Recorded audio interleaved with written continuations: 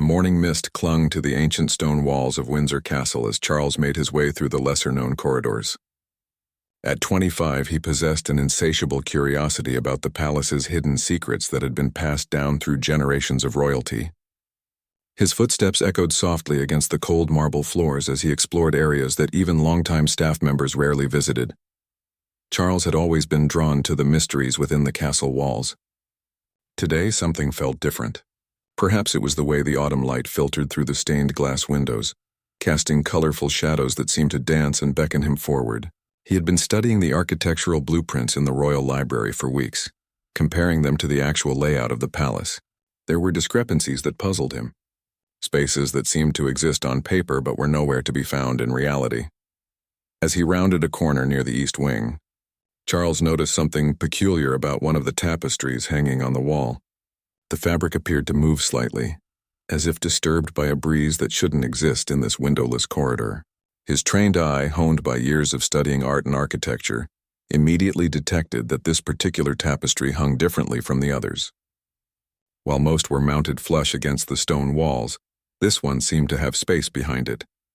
Curiosity overtook caution as Charles approached the tapestry. The heavy fabric depicted a hunting scene from the Tudor period, with nobles on horseback chasing deer through a dense forest. As he ran his fingers along the edges, he discovered that the tapestry wasn't secured at the bottom corner. His heart began to race with excitement as he carefully lifted the corner and peered behind it.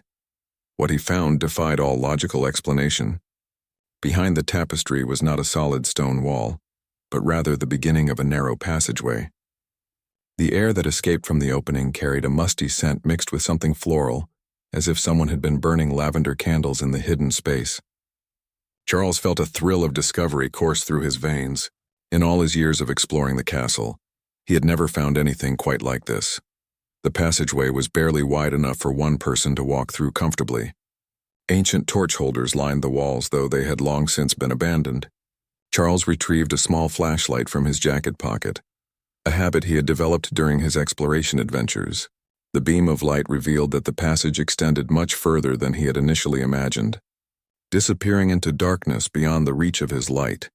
As he stepped into the hidden corridor, Charles noticed that the walls were covered with intricate carvings that seemed to tell a story. The craftsmanship was exquisite, suggesting that this passage had been created during a time when such attention to detail was commonplace in royal construction. He recognized some of the symbols from his studies of royal heraldry, but others were completely unfamiliar to him. The passage sloped gently downward, and Charles realized that he was moving beneath the main floor of the castle. This explained why the space didn't appear on any of the modern architectural plans he had been studying. The hidden corridor was likely built centuries ago, during an era when secret passages were considered essential for royal security and intrigue. Every few yards, Charles paused to examine the carvings more closely.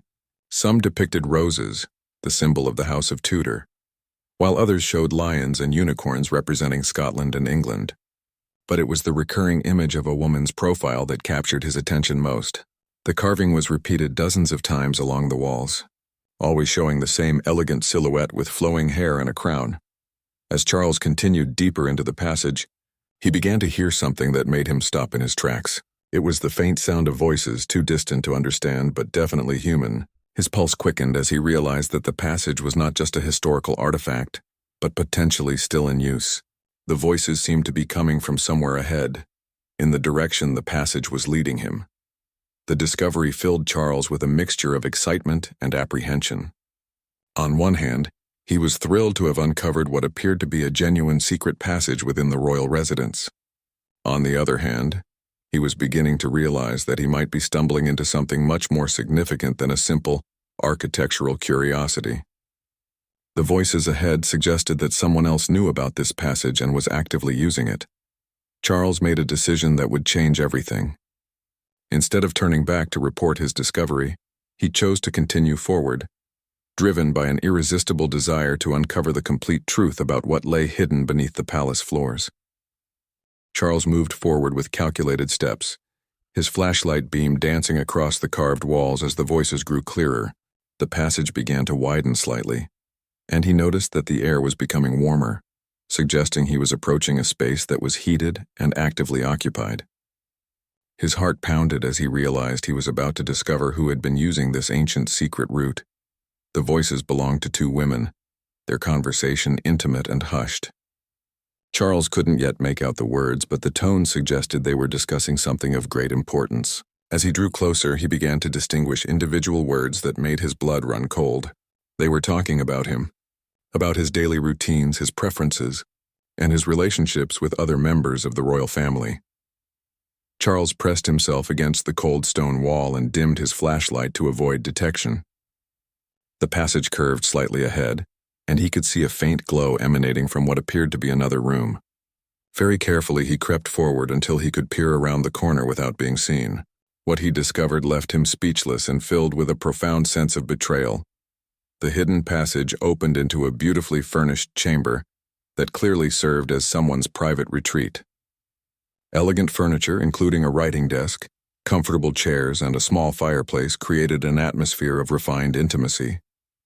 Persian rugs covered the stone floor, and expensive artwork adorned the walls. But it was the occupants of the room that shocked Charles to his core. Camilla Parker Bowles sat in one of the chairs, her blonde hair catching the firelight as she spoke in hushed tones to an older woman, whom Charles recognized as one of the palace's most trusted staff members.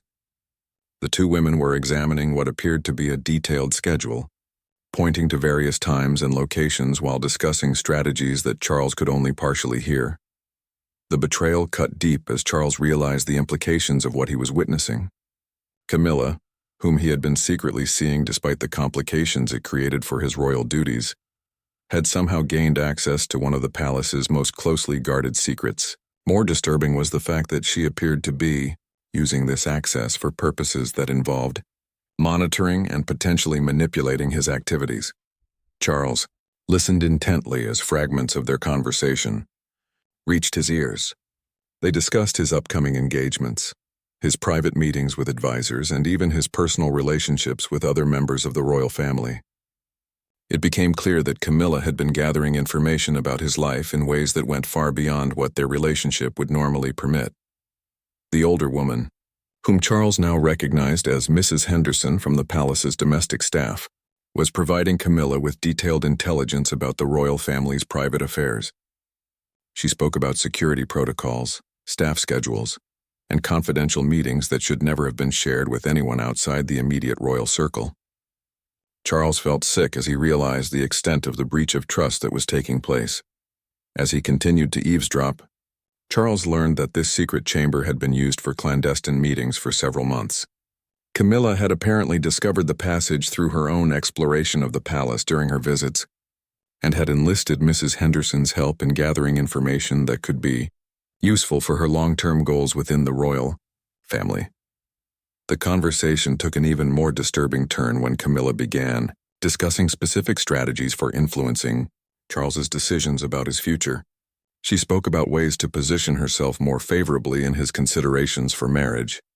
Despite the obvious obstacles that their relationship faced, Mrs. Henderson provided advice about which royal advisors might be sympathetic to Camilla's cause and which ones would need to be circumvented. Charles felt a complex mixture of emotions as he listened to the two women plot. Part of him was angry at the obvious betrayal of trust and invasion of privacy. Another part was hurt that Camilla felt the need to resort to such measures, rather than simply being honest about her feelings and intentions. But perhaps most troubling was his growing realization that his judgment about people and relationships might be fundamentally flawed.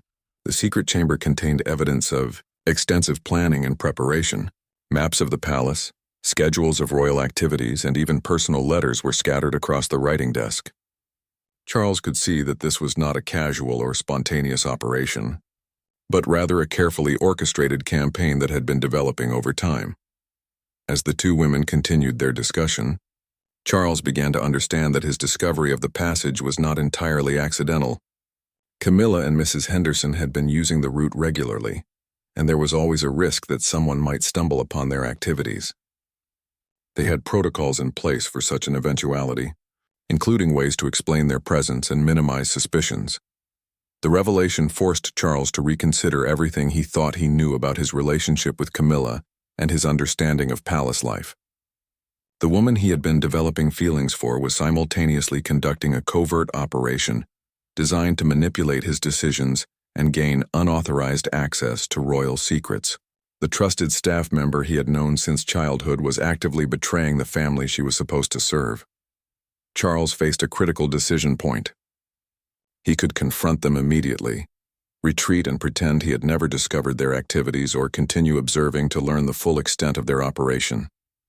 Each option carried significant risks and potential consequences that could affect not only his personal relationships, but also the security and reputation of the entire royal family. Charles chose to remain hidden and continue listening, knowing that he needed to understand the full scope of what was happening before taking any action. The conversation between Camilla and Mrs. Henderson was revealing details that went far beyond simple gossip or casual information gathering. They were discussing specific plans that could impact the future of the monarchy itself. Mrs. Henderson pulled out a leather-bound journal and began reading from it in a low voice. The journal contained detailed observations about Charles's daily habits, his emotional states during various meetings, and his relationships with different members of the palace staff.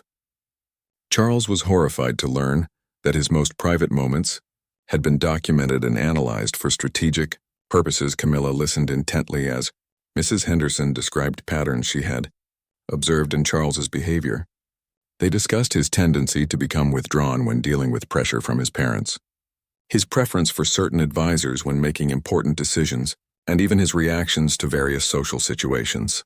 The level of detail suggested that Mrs. Henderson had been conducting this surveillance for months, possibly even years. The conversation then shifted to discussing other members of the royal family. Charles learned that Camilla had been gathering information about his siblings, his parents' relationship dynamics, and the various political pressures facing the monarchy. She spoke about these family members as if they were pieces on a chessboard, to be moved and manipulated according to her strategic objectives. What disturbed Charles most was hearing Camilla discuss his mother with a coldness that contradicted everything she had expressed to him personally. In their private conversations, Camilla had always spoken respectfully about the Queen and seemed to understand the challenges of royal life. But in this secret chamber, she referred to his mother as an obstacle to be overcome, rather than a person deserving of respect and consideration. Mrs. Henderson then revealed information about upcoming royal events that had not yet been publicly announced. She provided details about security arrangements, guest lists, and protocol decisions that were supposed to be strictly confidential.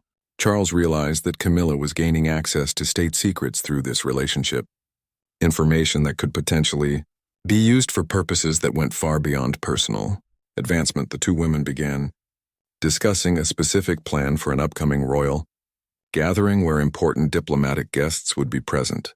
Camilla wanted to position herself strategically at this event to make connections that could benefit her long-term goals. Mrs. Henderson was providing advice about which dignitaries would be most influential and how Camilla could arrange to be introduced to them through Charles. As Charles continued to listen, he began to understand that Camilla's interest in him might not be primarily romantic.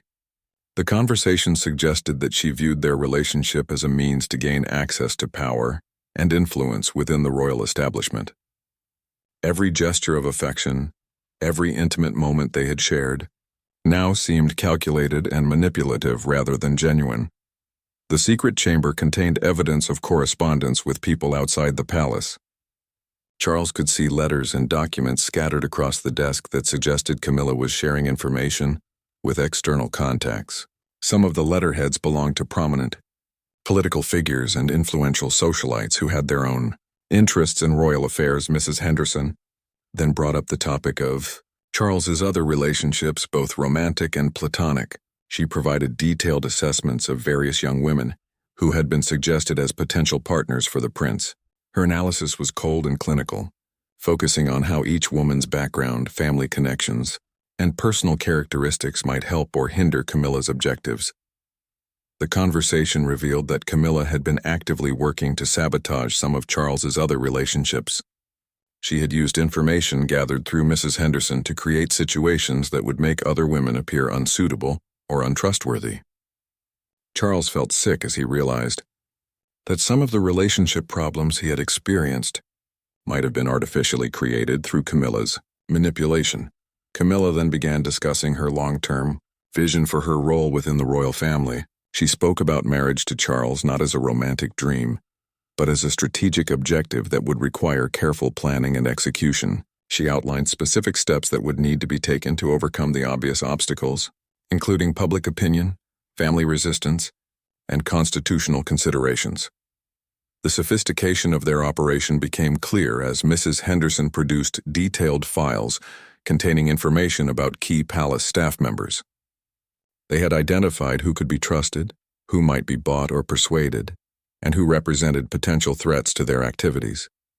Charles realized that the security of the entire royal household had been compromised by this two-person intelligence operation. Most shocking of all was the revelation that their activities extended beyond mere information gathering. Camilla and Mrs. Henderson had been actively influencing decisions within the palace by manipulating the flow of information to key decision-makers.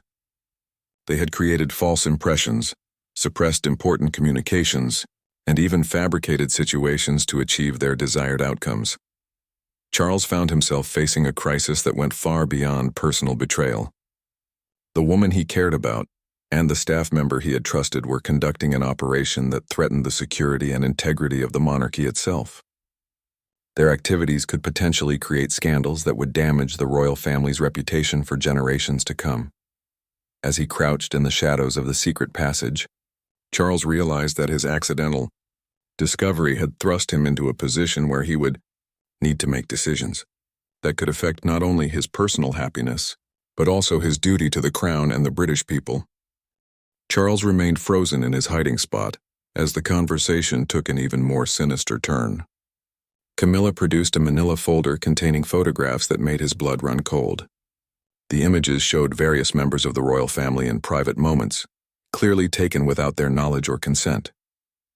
There were pictures of his siblings in casual settings, his parents during supposedly private meetings, and even images of himself that had been captured during personal moments he thought were completely confidential. Mrs. Henderson explained how she had managed to obtain these photographs through her network of contacts within the palace staff. She had been recruiting other employees who had access to different areas of the royal residence, offering them money and other incentives in exchange for information and images. Charles realized that the conspiracy was much larger than just two people and potentially involved dozens of staff members who had been corrupted by Camilla's influence. The photographs were being used to document patterns of behavior and to identify vulnerabilities that could be exploited. Camilla studied each image carefully, making notes about the timing, location, and context of various activities. She was building a comprehensive intelligence file that could potentially be used for blackmail or other forms of manipulation. Charles watched in horror as Camilla discussed specific plans for using this information to discredit certain members of the royal family who might oppose her relationship with him. She spoke about creating scandals, leaking embarrassing information to the press, and manipulating public opinion through carefully orchestrated campaigns. The level of calculated cruelty in her planning was unlike anything Charles had ever imagined. Mrs. Henderson then revealed that they had been intercepting and reading private correspondence intended for various royal family members.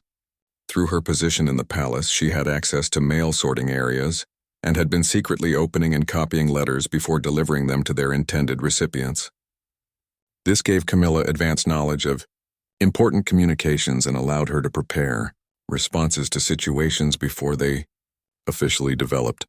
The conversation revealed that Camilla had been using this intercepted information to position herself advantageously in social situations.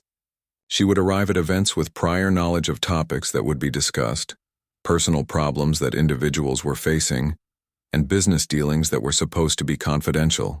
This gave her an unfair advantage in building relationships and gaining influence over important people. Charles felt physically ill as he listened to Camilla discuss his own private letters with casual indifference. She had read communications from his friends, family members, and advisors, using the information to manipulate conversations and predict his reactions to various situations. Every personal revelation he had shared with her now seemed tainted by the knowledge that she had already known much of it through her surveillance activities.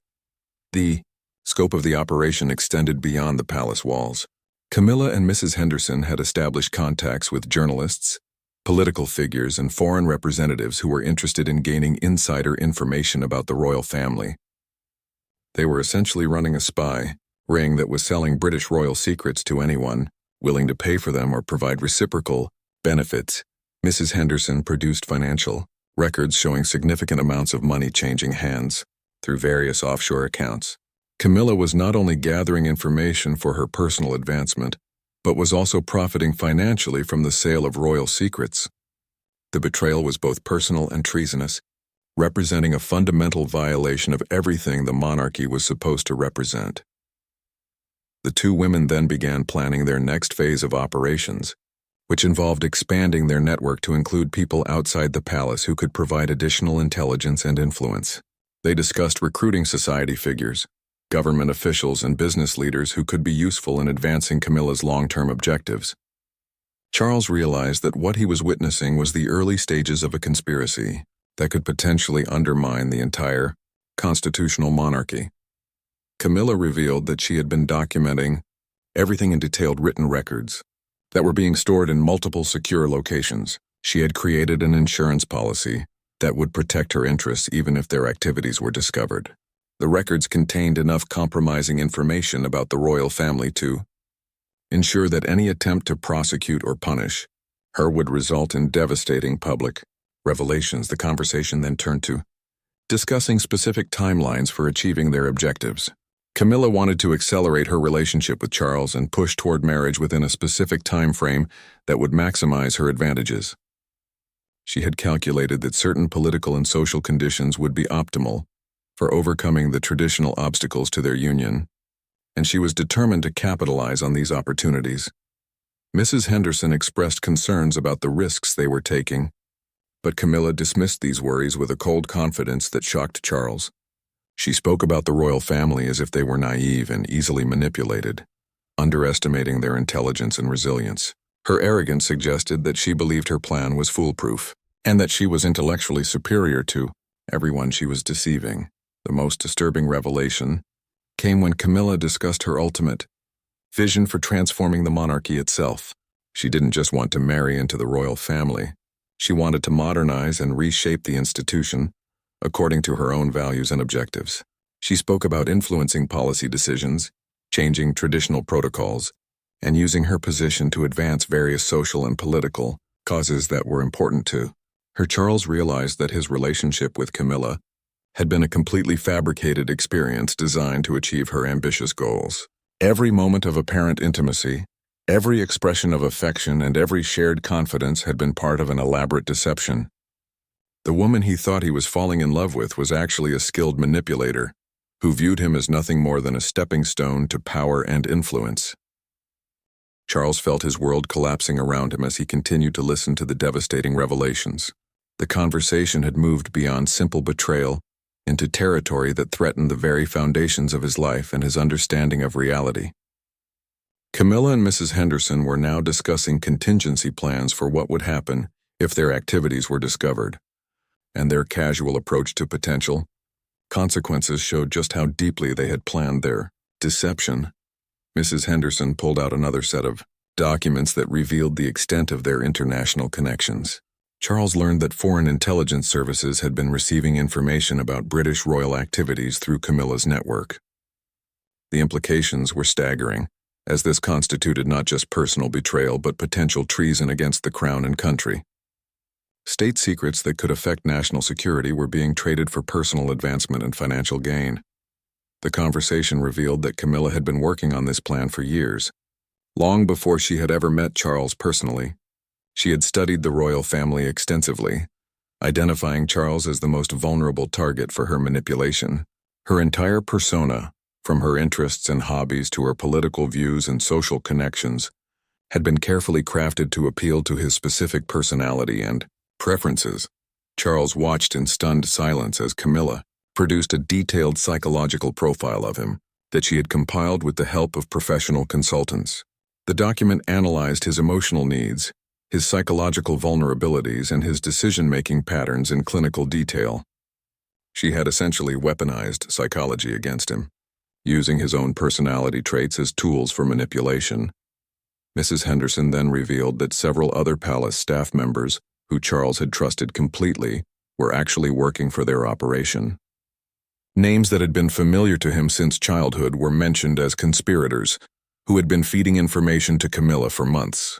The sense of betrayal expanded beyond just two people to encompass an entire network of individuals who had violated their oaths of loyalty to the royal family. The financial aspects of their operation were more extensive than Charles had initially realized. Camilla had been receiving payments not just for information, but also for her influence over Charles's decisions and public appearances.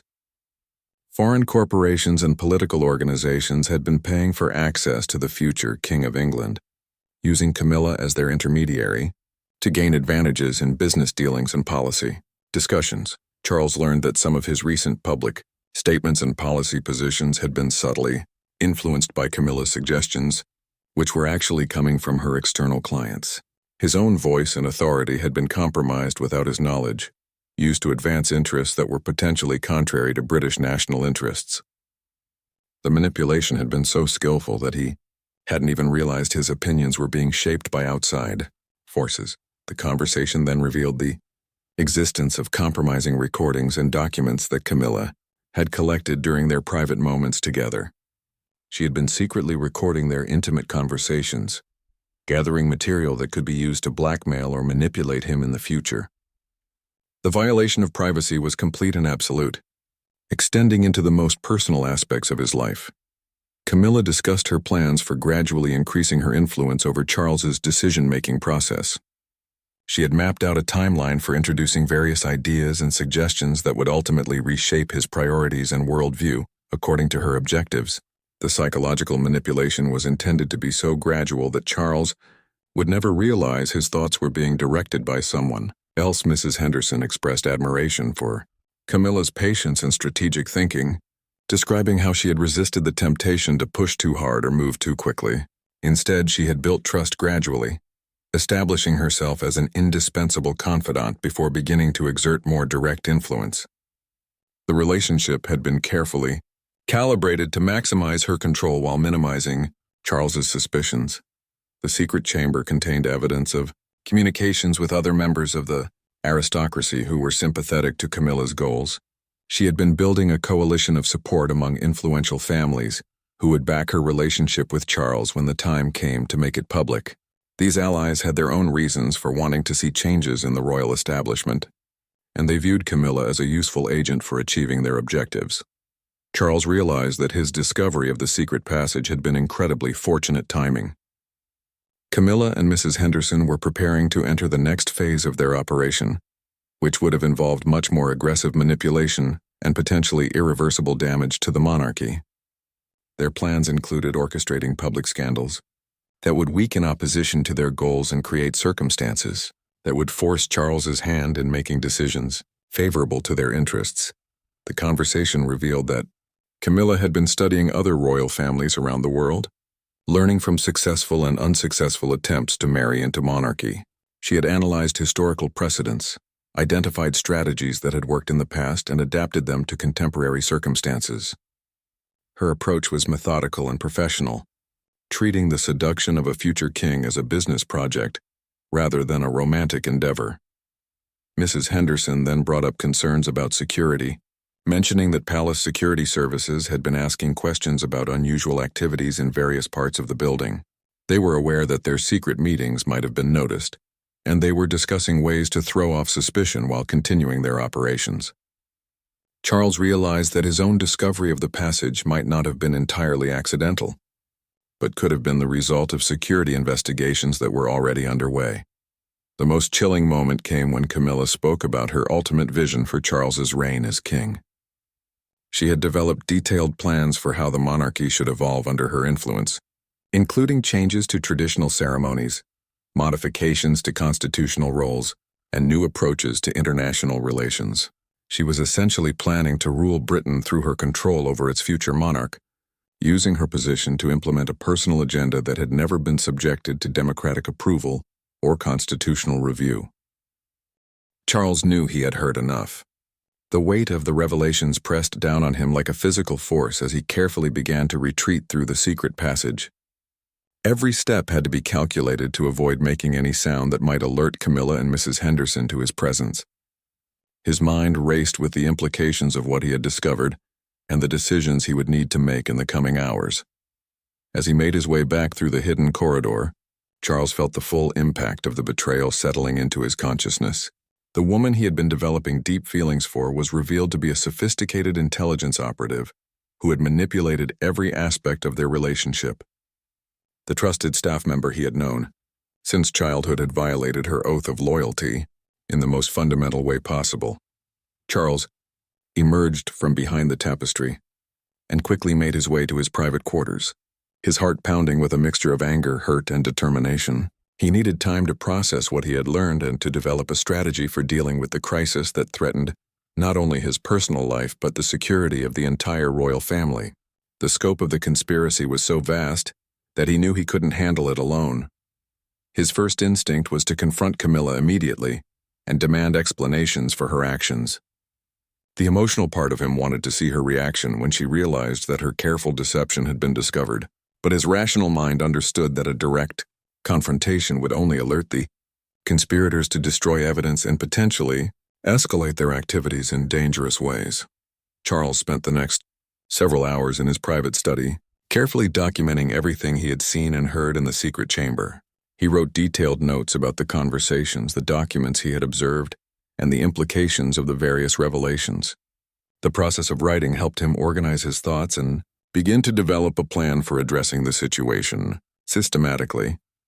He realized that he would need to involve palace, security, and potentially other government agencies in dealing with the conspiracy.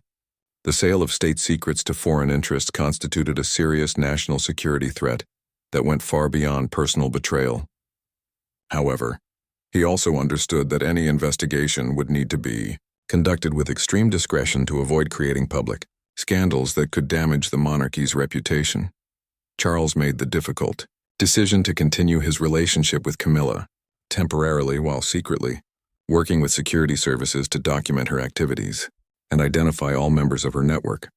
The thought of maintaining the pretense of affection while knowing the truth about her motives was emotionally devastating, but he recognized it as necessary to protect the broader interests of the crown and country.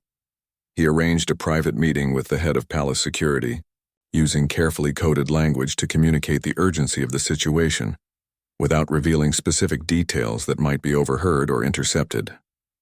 The security chief immediately understood the gravity of Charles's concerns and began implementing enhanced surveillance procedures designed to monitor the activities of suspected conspirators. Over the following weeks, Charles found himself living a double life that was emotionally exhausting. During public appearances and private moments with Camilla, he had to maintain the facade of a loving relationship while secretly gathering evidence of her betrayal. Every conversation became an opportunity to test her honesty and to learn more about her true objectives. The investigation gradually revealed the full extent of the conspiracy, confirming Charles's worst fears about the scope of the operation. Dozens of palace staff members were found to be involved in various aspects of the intelligence gathering and influence operations. Foreign intelligence services had been receiving regular reports about royal family activities, and several international business deals had been influenced by information obtained through Camilla's network. Mrs. Henderson was quietly arrested during a carefully planned operation that prevented her from destroying evidence or alerting other conspirators. Her detailed journals and records provided investigators with a comprehensive map of the conspiracy's structure and activities. The evidence was overwhelming and included financial records showing payments from foreign sources, photographs taken without authorization, and recorded conversations that violated privacy laws. The confrontation with Camilla came during what she believed would be a romantic evening together. Charles had arranged for security personnel to be positioned nearby as he finally revealed his knowledge of her activities. Her reaction confirmed everything he had learned about her true character, as she showed no remorse for her actions and instead tried to justify them as necessary steps toward achieving their shared future. Together, Camilla's arrest was conducted with maximum discretion to minimize public attention. But the investigation continued for months as authorities worked to identify all members of her network and assess the full extent of the security breaches. Charles found himself testifying in secret proceedings and providing evidence that would eventually lead to convictions for espionage and treason. The personal impact on Charles was profound and lasting. The betrayal shattered his trust in romantic relationships and made him much more cautious about allowing people into his private life. He developed new protocols for screening potential partners and insisted on enhanced background checks for all palace staff members. The experience taught him valuable lessons about the unique vulnerabilities that came with his position and the sophisticated threats that could target the royal family. Years later, Charles would reflect on the discovery as a turning point that saved both his personal future and the security of the monarchy. The secret passage that led to Camilla's room had revealed not just her physical presence, but the dark truth about her intentions and the conspiracy that threatened everything he held dear. His accidental exploration of the palace's hidden corridors had prevented a catastrophe that could have compromised the British crown for generations to come.